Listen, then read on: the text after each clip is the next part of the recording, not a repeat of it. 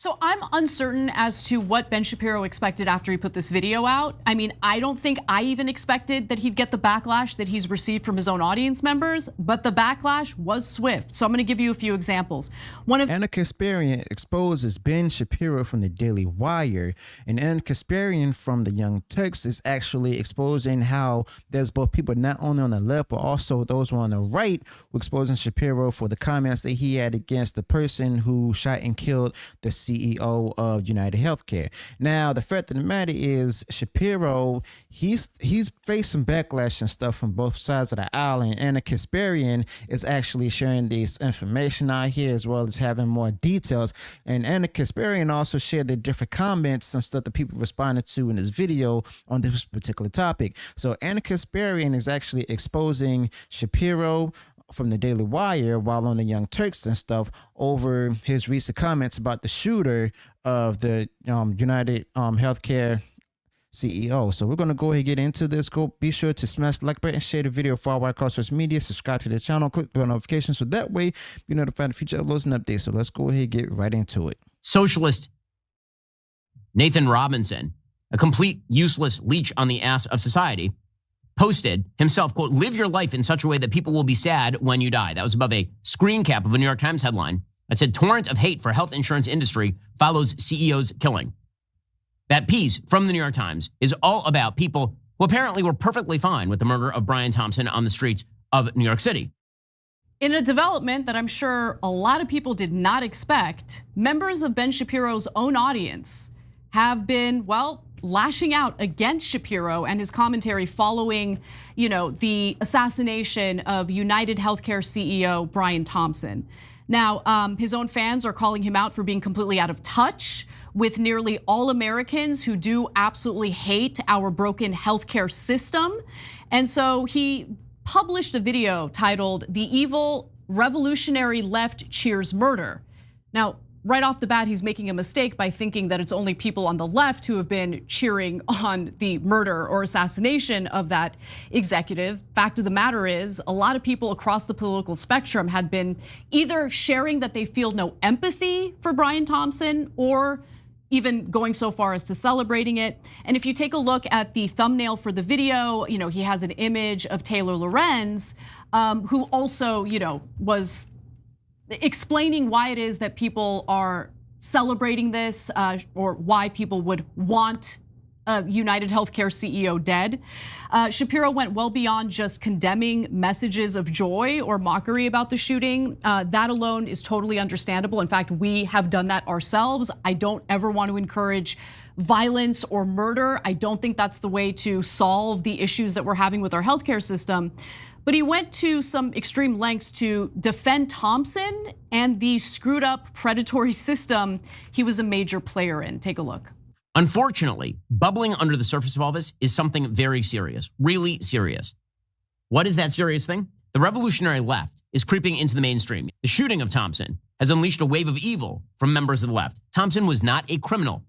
He wasn't even an advocate of death, the way, for example, abortion or euthanasia advocates are. Brian Thompson's great sin, according to these people, is that he was the head of a company that exists within a mixed private-public healthcare framework, and that he did his job, because that's how health insurance actually works. Some things are covered and some things are not. And you may not like the application of the coverage, and it may be bad. That is not an excuse for murder. So in case you missed it there, according to Ben Shapiro, reproductive rights activists are more responsible for killing people than a company that routinely denies claims for healthcare coverage. In fact, United Healthcare specifically has been found to reject anywhere between 32% to 33% of claims. Keep in mind, understand what that means, guys. Okay, that is a ton of people who pay into the system, pay their monthly payment to United Healthcare, and then once they need that health insurance company to provide coverage for life-saving procedures, they're denied. That's unacceptable. And I can understand the rage people are feeling at this broken system. He also hilariously suggests that Bernie Sanders criticizing the system is a form of stochastic terrorism. Now, the interesting part about this, before I continue, is that we got to remember this particular thing right here is not a left versus right issue.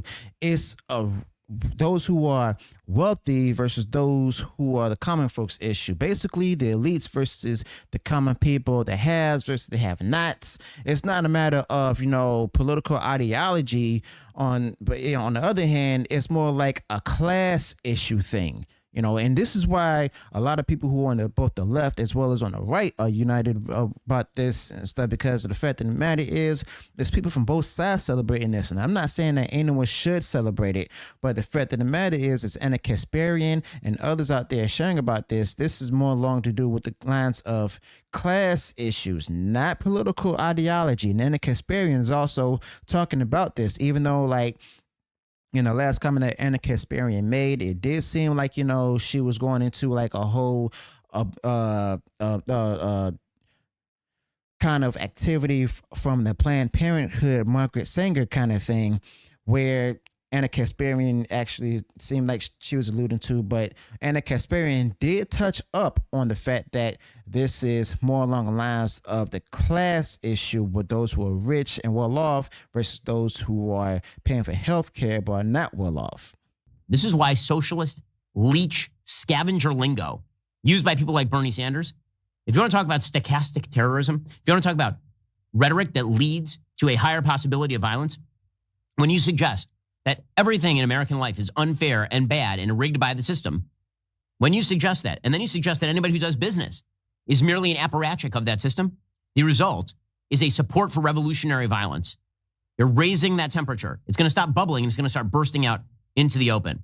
So I'm uncertain as to what Ben Shapiro expected after he put this video out. I mean, I don't think I even expected that he'd get the backlash that he's received from his own audience members, but the backlash was swift. So I'm gonna give you a few examples. One of his viewers writes, this isn't a left versus right issue. It's the working class versus the wealthy, and that's probably why you're trying to pretend it's something it's not. Another person writes, as a conservative, I'm sick of rich elitists destroying the family unit, quite literally. I'm proud the left and right have united. I may not vote the same way, but damn it, I can agree we are tired of being pushed around. Another person writes, according to Ben, I went from Trump voter to revolutionary leftist in the span of a month. Another person writes, hate to break it to you, buddy, but it's not just the left who's sick of this. One other viewer says, imagine being so blatantly in the wrong that you managed to unite two opposing ends of the political spectrum during one of the most divided periods in recent memory. Another person writes, I'm not buying this left versus right crap anymore, Ben. I want healthcare for my family. There's more. Those are just a few examples. So, Cenk, this is something that we've been talking about a lot. She's right. Ana Kasparian is definitely right, because I read the comments for myself, and there's like a lot of people up there as Ana Kasparian who are either left or right and stuff. Both parties on both sides who are against, the fact that, the healthcare rates are so high. I mean, it's about the elitists and stuff versus the working class and stuff. That's what all this is. The haves and have-nots. It's the elitists out there who are getting the best healthcare coverage because they're able to pay for it and everything. And they actually have, different, like they get basically more coverage than those who are, the working class and stuff. And it's like usually a lot of people from the working class are being basically told that they won't be covered for this kind of stuff. And then Ana Kasparian actually did a good job in putting this take out there, because of some of the fact of the matter is that Ben Shapiro is facing this big backlash still.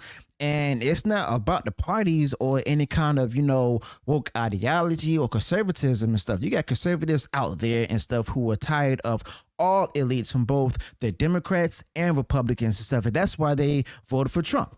So the fact of the matter is, it seems that Ben Shapiro might have forgotten about that, and Ana Kasparian is actually touching up on that.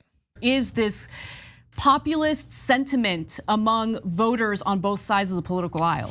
So guys, first of all, told you the populist right wing is real. It's not imaginary. They're not all evil, racist, sexist, etc., whatever you're hearing on other shows, okay?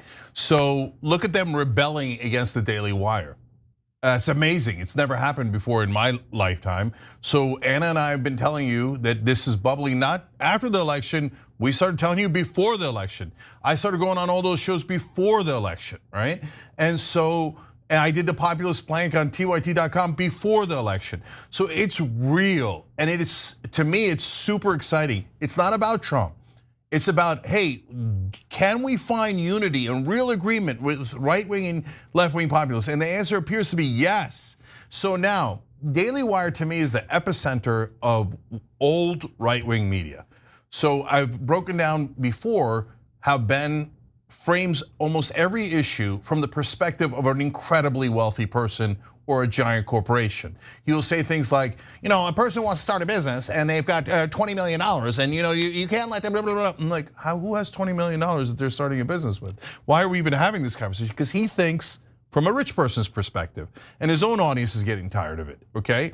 And I can give you 100 examples of that. But interestingly, this is really important. What is the second thing Daily Wire is known for? Matt Walsh, Michael Knowles, etc. Culture wars. What do culture wars do?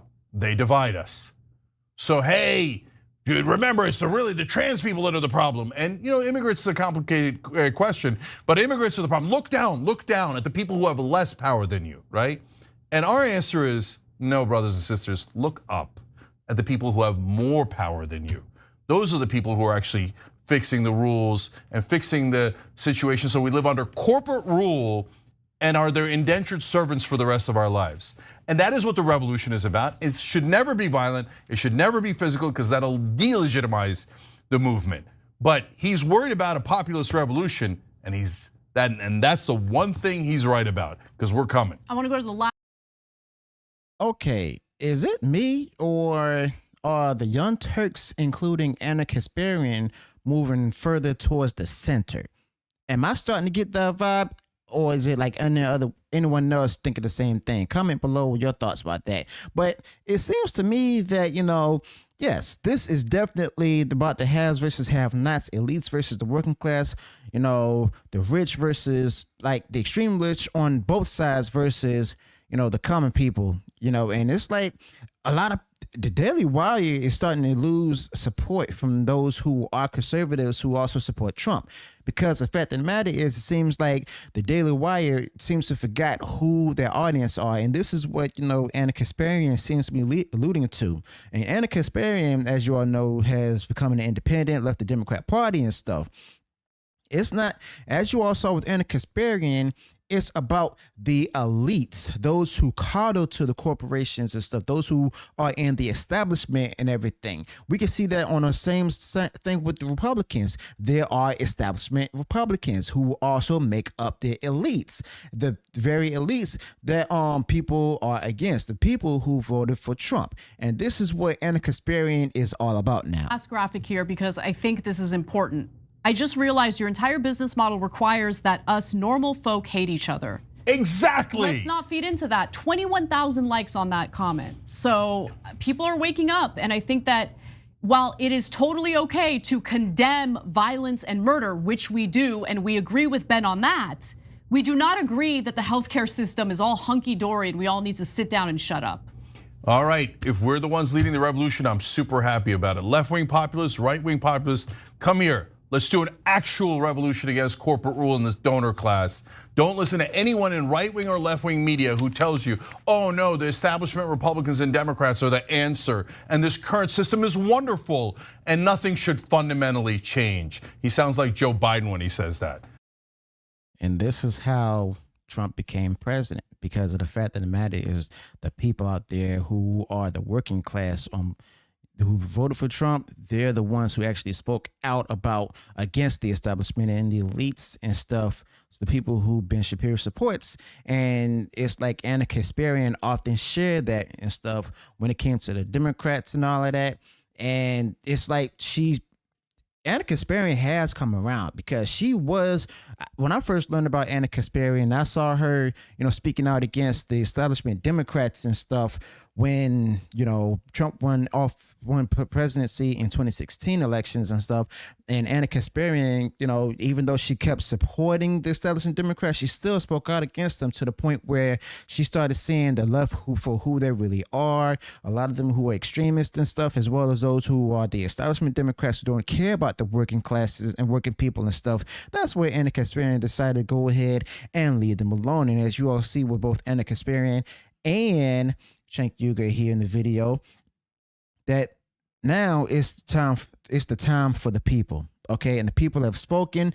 The people have spoken at the ballot boxes, and Ana Kasparian has often spoken about that, and she's going to continue to speak about that. So let me know your thoughts about this in the comments below. Also, be sure to include any additional thoughts you might have on this particular topic. If you enjoy what I shared in this video, go ahead and smash the like button, share the video far wide across social media, and be sure to click the subscribe button, turn on all notifications, so that way you're notified of future uploads and updates. Till then, peace.